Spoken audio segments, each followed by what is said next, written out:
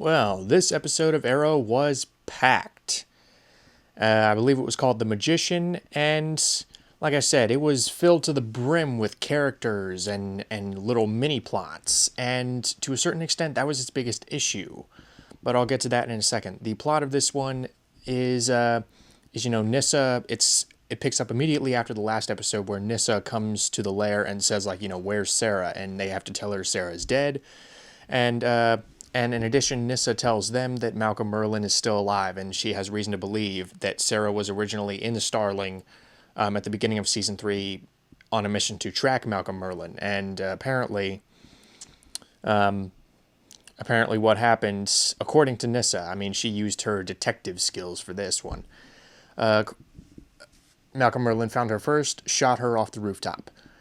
So this comes as news to everyone. So basically, Team Arrow sans Felicity and Nyssa go after Malcolm Merlyn, and they basically, while Oliver is I actually liked this. I like how this things have changed since Oliver and Malcolm last met.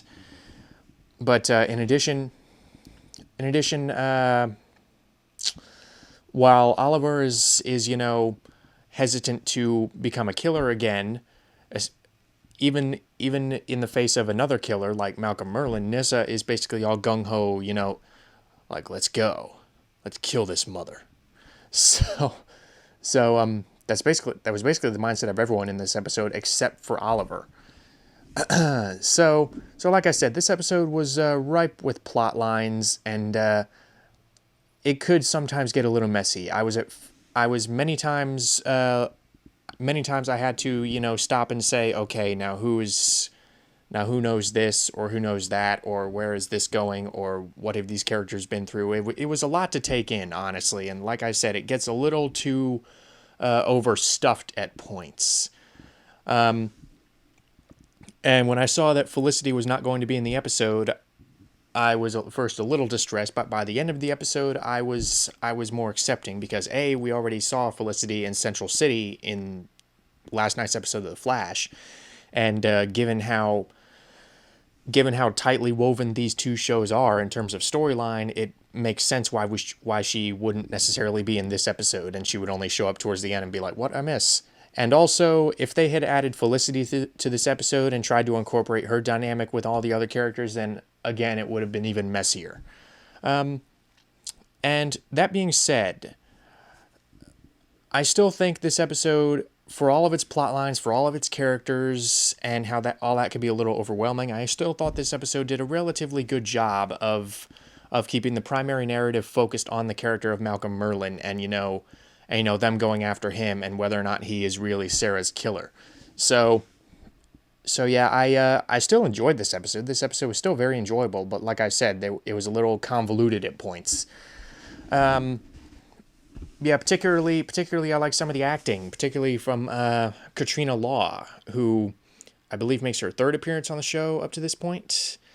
And yeah, she continues to really kill it as Nyssa Al Ghul. I mean Katrina Law I've liked ever since Spartacus.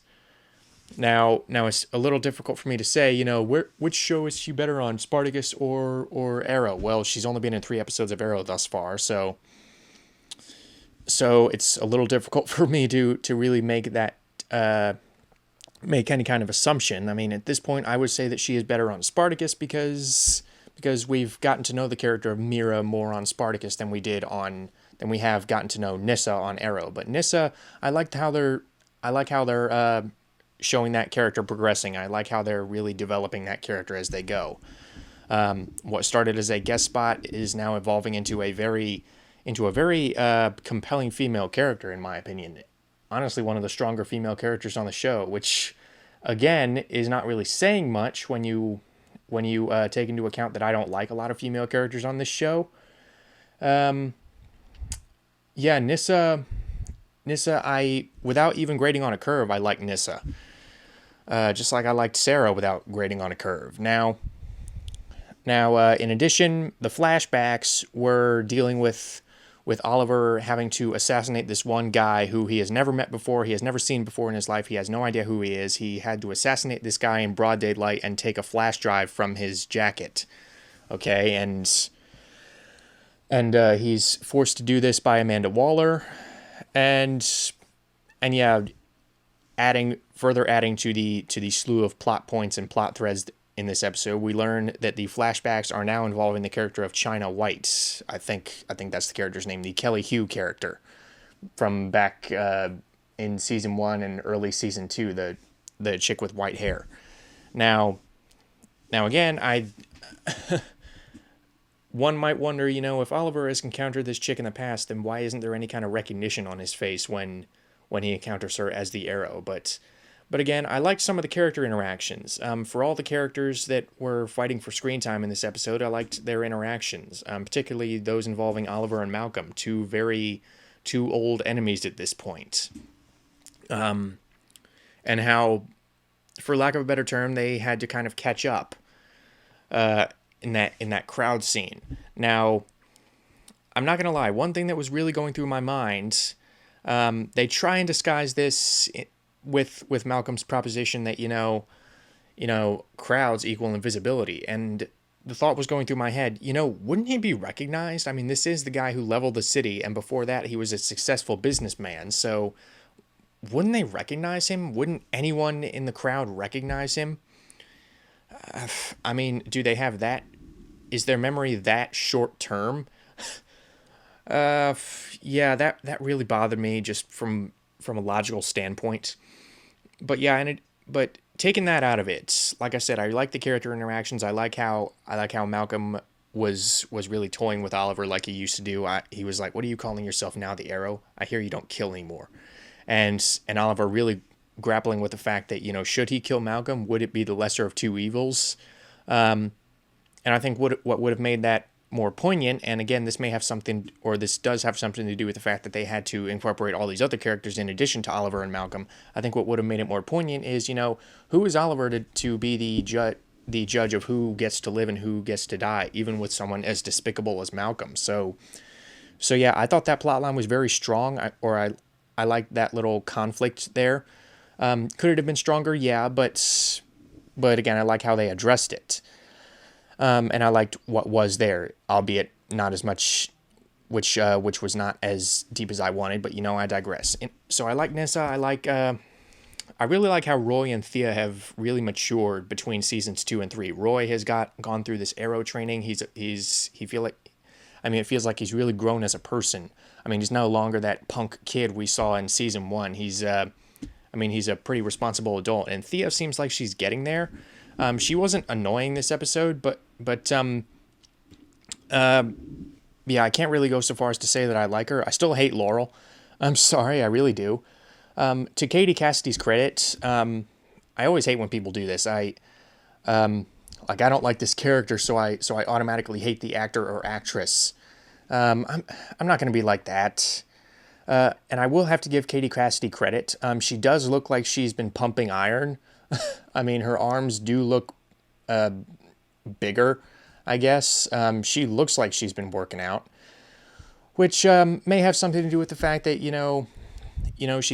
they're building toward the whole Black Canary arc, or maybe she just wanted to get in shape, or in better shape than she already was. I don't know. I'm not one to jump to any conclusions on that front, but yeah, this episode, while messy, overall I really did enjoy. The action scenes are still top notch, even though there weren't as much of them this time around. And despite the convoluted plot, I did like a lot of the character interactions. I like how Malcolm Merlyn is still alive. They didn't really seem to have brought him back just because he was popular as a character. And that's always the danger when you bring a character back who was previously dead. Because it's very easy to give off the impression that, we don't really know what to do with this character anymore. His narrative purpose was fulfilled, and he went through a character arc, but we just brought him back because he's popular, and we don't know what to do with him. That doesn't really seem to be the case with Malcolm, or at least not at this point. I like how he really seems to have some kind of definite purpose in his mind, while at the same time they've still got him interacting with all the other characters. So one final thing I have to address. At the end of the episode, there's if this was a movie, it would probably be a post-credits scene. Nissa goes back to the League of Shadows or League of Assassins Monastery. I keep wanting to call it the League of Shadows because I love the Christopher Nolan Batman movies. I digress. She goes back to the League of Assassins Monastery, which landscape-wise, it looks exactly like the Temple of the Holy Grail from Indiana Jones and the Last Crusade. Not so much in terms of interior. I'm just saying landscape-wise in the exterior, it looks like the Grail Temple. But again, I digress. And we finally see Matt Noble. I think it's Matt Noble as Ra's al Ghul or Ra's al Ghul, Nissa's father, and the demon's head. And while he's not as bad as I initially thought he would be, he's still not Liam Neeson. And I know that sounds like a very juvenile thing to say, but and my perspective could very well be clouded. I mean, I've always had this very definite image in my mind of how Ra's al Ghul should be. And seeing this guy, granted we only got a glimpse of him and he only said a few lines, I just don't really think he has the commanding presence of someone like Liam Neeson. I don't really think he looks all that much like Ra's al Ghul in any other iteration, and maybe they are trying to do something different, which to a certain extent I can respect. And honestly, I think I'm just going to have to see more of this guy. In the back of my head, I kind of knew. I mean, the question was kind of going around, or kind of half-heartedly going around, like, oh, is Liam Neeson going to play Ra's al Ghul on the Arrow? I mean, he says he'd be open to it. But when this guy was officially cast, I said, well, I would have really liked to have seen Liam Neeson come back. Especially considering it wouldn't have been the first time that an actor has played the same character in a different continuity. I mean, just look at Judi Dench in the James Bond series. But yeah, like I said, I really am just going to have to see more of this guy because at this point, I don't like him. But again, I've only seen him say a few lines, and I've only seen just him one shot of his face and him getting kind of suited up. So, like I said, it's a little too early to draw any definite judgments on that. But, yeah, overall, very solid episode. Looking forward to the next one. Hopefully the next one will be less cluttered, a little bit more focused on fewer characters or subplots, or, you know, maybe it'll be a mess. No one can predict the future, I guess.